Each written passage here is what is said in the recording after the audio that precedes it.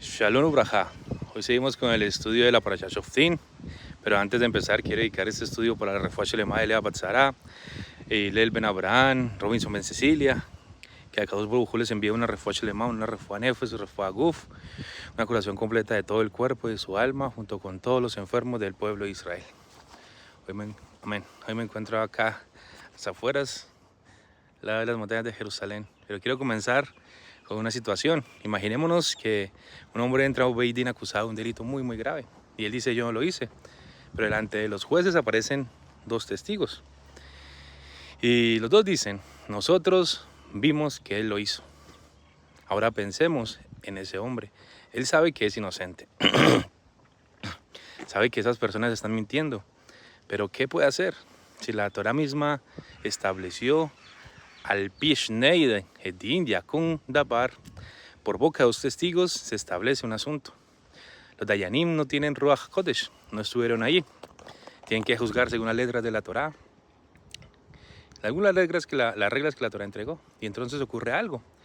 Entran otros dos testigos, pero no dicen: nosotros también estábamos allí y eso ocurrió. Dicen algo completamente diferente. ¿Qué dicen? Miran los primeros testigos y les dicen: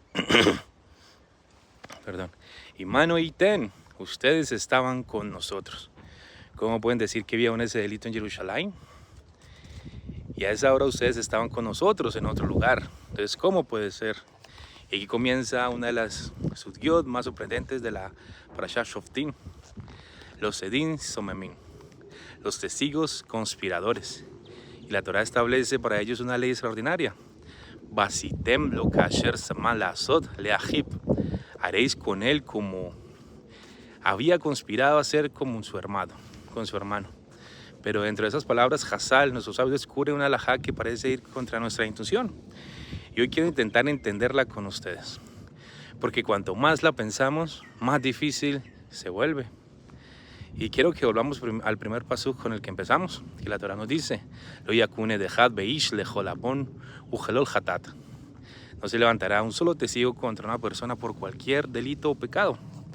Al pieshnei edin o al pishlosha edin yakun dabar. Por boca de dos testigos o por boca de tres testigos se establecerá un asunto. Después aparece que yakunet jamás veis yanot bosará.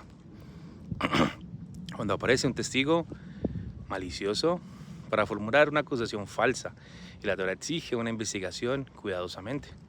Bedarshu hashofetin eitep. Los jueces investigarán bien. Y si se descubre la conspiración, basitelo kasher samalazo leahib, haréis con él como había conspirado a hacer contra su hermano. Pero antes de continuar, necesitamos entender algo muy técnico y fundamental. No toda la contradicción de dos testigos es azamá. Imaginemos que dos testigos dicen: Reubén hizo esto el domingo en Jerusalén. Y llegan otros dos y dicen: no, nosotros estábamos allí, Reubén no hizo nada. Es una contradicción entre dos testimonios. Pero la azamá es diferente. Los segundos testigos no atacan principalmente la historia. Atacan la posibilidad de que los primeros hayan presenciado el hecho. Y dicen: ¿cómo pueden afirmar lo que lo vieron? Y Manu y Yitem, ustedes estaban con nosotros. Y la Mishnah en Makot construye precisamente esta distinción. Y aquí ya encontramos algo muy extraordinario. Tenemos dos personas contra dos personas. Porque los segundos tienen la capacidad de convertir a los primeros en Edim Somemim. El Ramban Nachmanides se detiene precisamente aquí y utiliza una expresión muy fuerte, porque él habla de Gezerat Ashalit, un decreto del soberano. Es decir, no lleguemos a esta suguía pensando que podemos reconstruir toda la halajá únicamente desde nuestra institución, porque la Torah creó aquí una categoría jurídica especial, la azamá. Y solamente después de aceptar esta estructura podemos intentar comprender algo de su profundidad. Y esto es importante porque a veces estudiamos la Torah buscando inmediatamente cuál es la lógica de todo esto. Pero algunas veces el primer acto del limud es diferente. Primero, ¿qué dice realmente la Torah Kedoshá? Después preguntamos por qué. Y ahora llegamos a las palabras centrales de nuestro estudio. Kasher Zamal Asod Leahib. como conspiró a hacer con su hermano. Y los Hazal, los sabios, se detienen en Kasher Zaman. Y en Makon 5b aparece la famosa regla. Kasher Zaman velo Kasher Azza. Como conspiró a hacer y no como ya hizo. Y ahora escuchen lo que significa en un caso de Dinei Nefashot. Dos testigos que presentan un falso testimonio que puede llevar a una persona inocente a la pena de muerte. Y el Beidín acepta el testimonio de estos testigos y la persona recibe la sentencia, Shalom. Pero antes de que la sentencia sea ejecutada aparecen otros dos testigos y que dicen y hacen azamá. Los primeros pueden recibir aquello que habían conspirado provocar, pero si la víctima inocente ya fue ejecutada, la pena capital de Kasher Zaman ya no se aplica a estos testigos bajo esta ley. Uno escucha esto y pregunta, ¿cómo puede ser? Si fracasaron en su conspiración y reciben la pena, pero si consiguieron llevar la conspiración hasta el final, ¿no reciben esa misma pena por Edin Somemim? Ahí está una pregunta muy importante, porque parecería que cuanto más terrible fue el resultado, menor llega a ser el castigo. ¿Y esto cómo puede ser? Esa es la dificultad. Y no quiero resolverla demasiado rápido, porque parte de estudiar una sugía es permitir que una pregunta nos incomode. Primero debemos decir algo con precisión, porque la halajá no nace de una forma teórica. Es sobre un caso moralmente peor o no. Nacen las palabras Kasher Zamam, Azal derivan, velo Kasher Zam. Y esa es una Geserá Katut. La Torah definió así esta institución jurídica. Y ahora sí podemos preguntarnos, ¿hay alguna manera de comprender el porqué de esta Geserá Katut? Y aquí el Rambam ofrece una explicación verdaderamente sorprendente. El Rambam nos pide mirar no solamente a los testigos, sino también las gajas de Hashem dentro del proceso. Si una persona era inocente, esos testigos conspiraron para provocar su muerte, pero antes de la ejecución aparecen otros testigos y revelan que todo lo que dijeron era falso. El Ramban Nachmanides ve allí una dimensión de Asgajá. El inocente fue salvado, Baruch Hashem. Pero si la sentencia ya llegó a ejecutarse, el Ramban plantea que dentro de esta estructura no asumimos sencillamente que un Beidín justo haya sido llevado por Hashem hasta derramar sangre inocente. Y conecta esto con otro principio de la Torah. Que a Mishpat del Lokim, el juicio pertenece a quién? A Dios. Y es una explicación difícil. Incluso puede resultarnos incómoda. Y no tenemos que esconderlo. Y tampoco debemos convertirla en una afirmación. Una afirmación general sobre cada tribunal, cada época y cada error judicial. Estamos estudiando cómo el Rambam Nachmanides explica esta halajá específica. Y eso es muy diferente. El Rambam no está diciendo que hacer daño sea menos grave que intentar hacerlo. Está intentando comprender por qué dentro de la estructura particular de Edim Somemim, el momento en que la conspiración es descubierta, cambia la aplicación de Kasher Zaman. Y vemos ahora el Maharal abre otra posibilidad para comprender la estructura. En el libro Guraries dirige nuestra atención hacia la sentencia misma. Mientras aquello que los testigos intentaron imponer al acusado todavía no ha sido ejecutado, esa sentencia puede retornar sobre quienes intentaron producirla. Ellos quisieron colocar determinada consecuencia judicial sobre su hermano y la conspiración es descubierta y esa consecuencia se vuelve hacia los otros. Pero una vez que aquello ya fue realizado, la estructura de Kasher Zaman ya no opera de la misma manera. Es una explicación conceptual muy, muy diferente. Y eso nos muestra algo hermoso del limud, el estudio. Tenemos el pasuk, tenemos la halajá de nuestros sabios y después distintos mefarshim intentan ayudarnos a comprender la arquitectura interior de esta halajá. Pero quiero volver a una palabra. ¿Por qué creó? Porque creo que allí podemos descubrir algo fundamental. El Zamán conspiró. La Torah no está hablando simplemente de una persona que dijo una mentira. Un Edsomen intenta hacer algo mucho más peligroso. Intenta tomar el sistema de justicia y utilizarlo para ejecutar su mentira. Y es importante que pensemos en esto. El testigo falso no quiere necesariamente tocar a su víctima con sus propias manos. Quiere que el Beidín lo haga. Él presenta su historia y su historia sabemos que es falsa. Los jueces siguen siguiendo la Torá, escuchan el testimonio. Y ahora el mentiroso intenta conseguir que la autoridad de Mishpat produzca porque él aquello que él desea. Y eso es algo muy terrible, porque una mentira personal ya es grave. Pero aquí alguien intenta vestir su mentira con la ropa de la verdad. Quiere que el engaño termine convirtiendo en un pesadín, en una decisión judicial. Quiere que después de nadie diga, un hombre malvado dañó a Rubén. Quiere que digan, el Beidín condenó a Rubén. Y esa es la profundidad del peligro. No solamente destruir a una persona, sino utilizar la justicia para hacerlo. Y ahora entiendo de una manera diferente por qué ese tema es precisamente o está dentro de la Parashá Shoftim. Recordemos cómo comenzó nuestra serie cada día. Porque en el primer día empezamos a estudiar Sedek Tirdov, justicia, justicia perseguirás. Pero la Torah sabe que no basta con decirlo. Queremos justicia, porque cada parte del sistema puede corromperse. Un juez puede recibir soborno, un rey puede comenzar a elevar su corazón sobre sus hermanos. Una persona puede querer controlar aquello que Hashem dejó oculto. Y ahora un testigo puede utilizar el propio Beidín como instrumento de una conspiración. Pero la Parashá Shoftim continúa construyendo algo mucho más profundo que un conjunto de leyes. Está preguntando cómo construimos una sociedad en la que el poder esté sometido a la verdad. Y aquí hay otra palabra del pasuk que no quiero pasar por alto. Leahib, a su hermano. Kasher Samal Azol Leahib. ¿Cómo conspiró a hacer a su hermano? Tiene que hacerlo a él. El hombre que se sentado en el tribunal, acusado, sigue siendo Ahib, su hermano. Puedes acusarlo, puedes odiarlo, puedes querer destruirlo, pero la Torah no adapta tu lenguaje. La Torah continúa llamándolo tu hermano.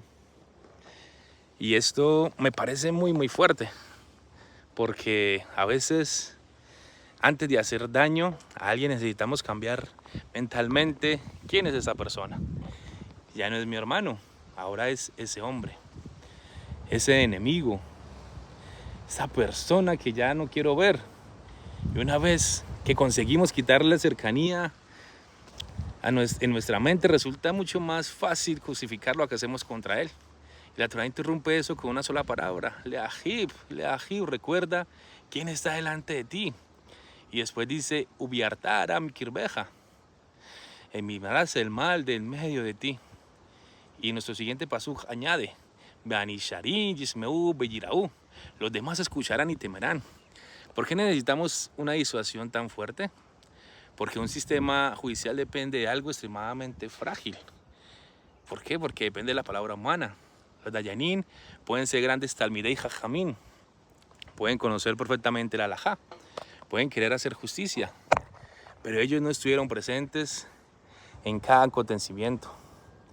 Ellos necesitan testigos, necesitan que alguien pueda entrar y decir, yo estuve presente, yo lo vi, y quizás dos personas o dos palabras signifiquen algo. Yo vi. Qué frase tan corta. ¿Y cuánto puede destruir si es falsa? Por eso esa suguía no se queda encerrada en un Beidín antiguo. No porque nosotros podamos trasladar técnicamente las leyes de Edim Somemina a cualquier situación cotidiana. No podemos. Pero ¿qué sí podemos hacer? Vamos a aprender a temer un poco más nuestras propias palabras. Porque muchas veces nosotros también juzgamos a otros basándonos en testimonios. Alguien nos dice, ¿sabe lo que hizo fulano? ¿Sabe lo que le hizo Mengano? Y nosotros preguntamos, wow, ¿de verdad? ¿En serio? Sí. Y yo pregunto, ¿tú lo viste? Y entonces aparece una respuesta que, bueno, yo no lo vi, pero me dijeron. Y eso ya es otra cosa. Me dijeron, no es yo vi, es creo que fue. Y así no es. Se tiene que decir, sé que fue así. Escuché algo, no es verdad. No puedo testificar qué ocurrió. Y cuántas veces una reputación puede cambiar porque nadie hizo esa pequeña distinción. En una familia, en un trabajo, en un shidduch, una amistad, en una comunidad. A veces una persona carga durante años con algo que comenzó con una frase que alguien repitió sin saber. Y no estoy diciendo que eso sea lógicamente Din Somemin, no lo es. Estamos haciendo una aplicación de la responsabilidad que esta su guía nos obliga a contemplar. Si mis palabras pueden influir en la manera en que otra persona será juzgada, tengo que saber qué sé, qué vi, qué escuché y qué estoy suponiendo.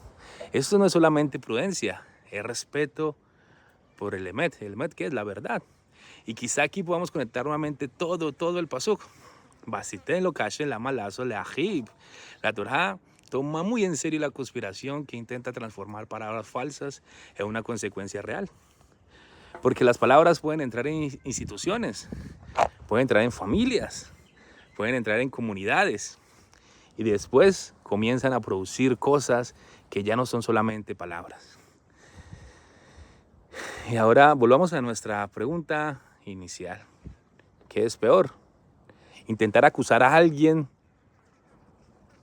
y le causar la muerte a un inocente y fracasar, o conseguirlo. Descubrimos que esa no era exactamente la pregunta que la Torá estaba respondiendo. Nosotros preguntábamos por una escala general de gravedad moral, porque la Torá estaba definiendo una categoría jurídica particular, Edin Somemin, y dentro de esta categoría dice Kasher Zamam. Y nuestros sabios reciben de esas palabras Velo Kasher Kasó, Velo Kasher Azá, en el caso capital que hemos estudiado. El Rambán intenta comprenderlo desde la Asgajá y el carácter del Mishpat ante Hashem. Y el Maharal intenta comprenderlo desde la propia estructura de la sentencia. Pero antes de todas las explicaciones permanecen las palabras. ¿De qué? De la Torá. Kasher Zamam. Y hay algo que me gustaría que nos quedara después de este estudio. Cuando estudiamos una halajá difícil, no necesitamos tener miedo de decirlo. O de decir, esto me cuesta entenderlo. Al contrario, esa puede ser la puerta al verdadero limud. No cambiar el texto para que coincida inmediatamente con nosotros. No inventar una explicación cómoda.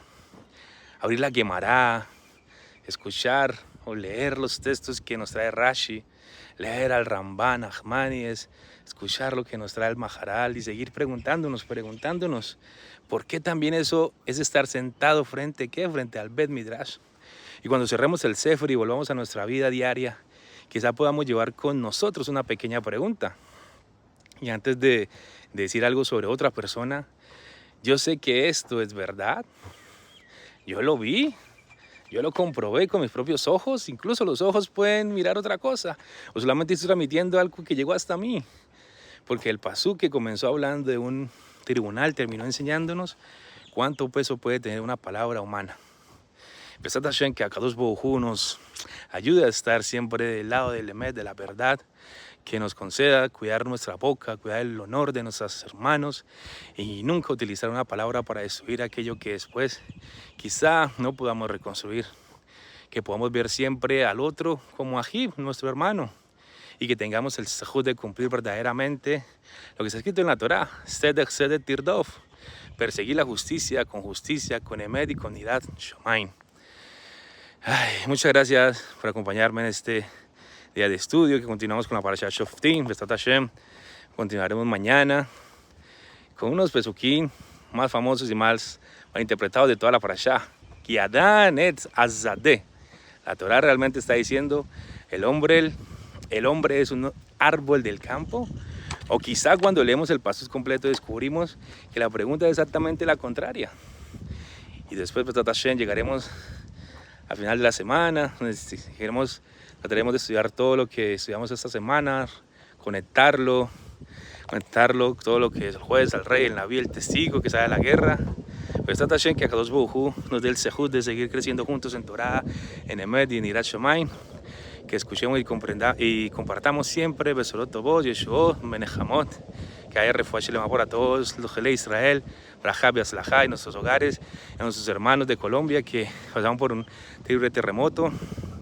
Que Besat Hashem todos estén muy bien, que estén recuperando los enfermos, que llegue una ejecución completa de todo el pueblo de Colombia y que todo esté cada vez sea mejor. Besat Hashem. Espero que tengan un excelente día y Shalom Brajá.